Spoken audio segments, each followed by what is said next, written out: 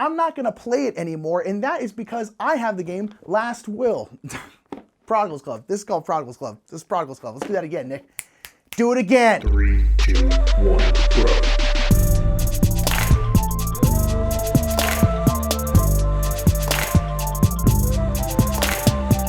What's up, everybody? My name is Nick Murphy. I'm one half of the Brothers Murph, and this is Meta Game Minute. Meta Game Minute is a weekly segment where Mike or I talk about anything we want to talk about in gaming. Sorry we missed last week. Something got messed up with our schedules, and it just ended up not happening, but we are back this week, and this is the week of Gen Con, which is very, very exciting. What I want to talk about this week's is games that I never need to play again. Now, I'm not talking about games that I don't need to play again because I don't like them. Like, that's a totally different thing. Like, that's like, yeah, I don't like that game. Why would I play it again? I'm not talking about that. I'm talking about games that I like, games that I can even go as far as to say I really, really like, but I don't need to play and probably won't play ever again. Now, there's a couple different reasons of why that may be. I think one of the main reasons is you find a game that's similar to that you just like better. Like, let's take Last Will here. Last Will is a great worker placement game by Vladimir Suchi where you are trying to be a huge, just terrible person and you're just trying to lose all your money.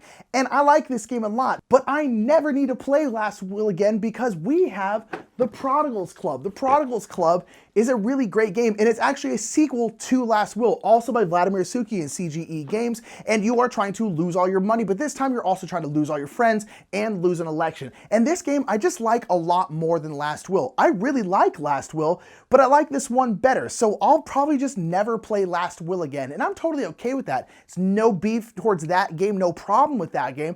I just found a game that's similar that I like better, and so I'm kind of always just gonna play this one instead. Another game that I really, really like, but probably won't ever play again, is Near and Far. Near and Far is a wonderful, wonderful game by Ryan Lockett, big kind of campaign game.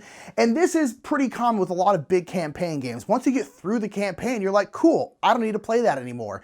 And this one, there's a bunch of different ways you can play the game, and you can totally play through the campaign again because it's a story-driven game where you're going around the different maps on the board and you're going to different locations, and each one of those locations has a kind of story going on with it. So the thing is, you're marking off in the main book all the different stories that you did so that when you go back or when you play it again, you can make sure you're doing other stuff to see the rest of the story. It's kind of like a big RPG. You're doing the main quest, but that doesn't mean that you saw everything. You probably didn't even see half the stuff. So now you kind of go back through and see all the stuff you didn't see. But here's the thing. I like the game a lot, but I just don't feel the need to go back through and see all those stories. We played through the entire campaign actually on stream, really, really enjoyed ourselves, and we're like, okay, cool, I'm done. You know, like, I'm done with it. I have no ill will towards it. I absolutely love the game, but I just don't feel the need to play Near and Far anymore. You know, even though there is actually more to explore, I'm just like, no, I'm cool. I don't need to do that anymore. I love Near and Far, but I'll probably never play it again. And the last example is something that I like, but you're like, you know what? I've just gotten everything I can get out of this game. There is nothing left to explore. I like the game, but I just never need to play it again. And my example for that is something like Rising 5. I really like Rising 5. Rising 5 is a super fun deduction co-op game where you have a different puzzle of these different symbols and constellations. You're trying to get the right sequence of these combinations, right sequence of these constellations in the right combination, and then you can solve the puzzle. And you're doing that by switching out these different tiles, by beating monsters and stuff. You have a bunch of different characters that can all do different things, and it's very, very fun.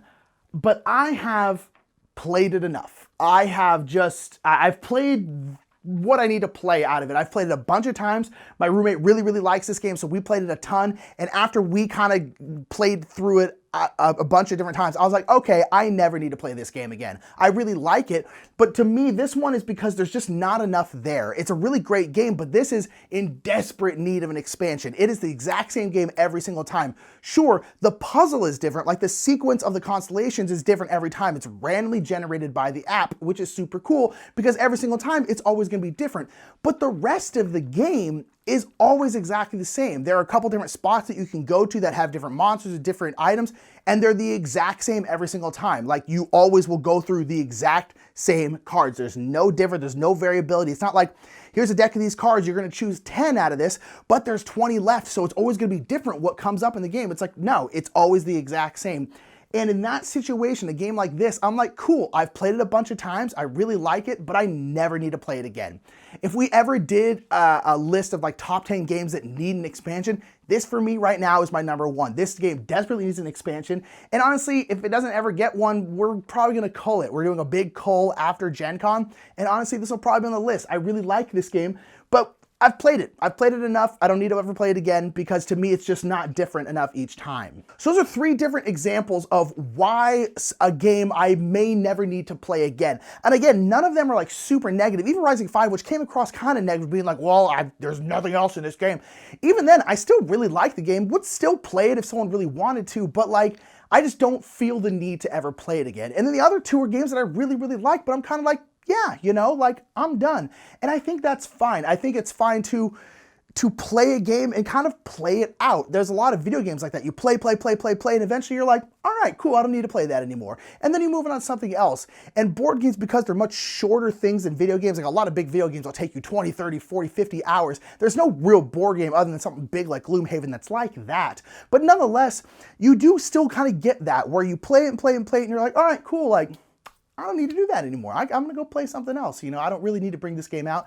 And I feel I'm at the point now where like maybe I could pass it on or maybe pass it on to someone who's going to play it more than I will. So how do you feel about this topic? Are there any games that you feel the same way about? Games you don't dislike, but games you're like, I never need to play that game again for whatever reason. So put that down in the comments if you don't mind. I really, really like these kind of interactive topics and hearing what you all think about that because almost every single time someone brings up something, I'm like, huh, I never thought of that. So put that down in the comments below. And while you're there, make sure to give this a thumbs up or thumbs down. I prefer thumbs up, but either one helps us, you know, get into the algorithm. So do whatever you feel like, but please give us a thumbs up. It makes me cry when you don't. And hit that subscribe button, hit that share button. You know what to do. I love you all. If you're going to be at Gen Con, please say hi to Mike and I will be at the Restoration booth.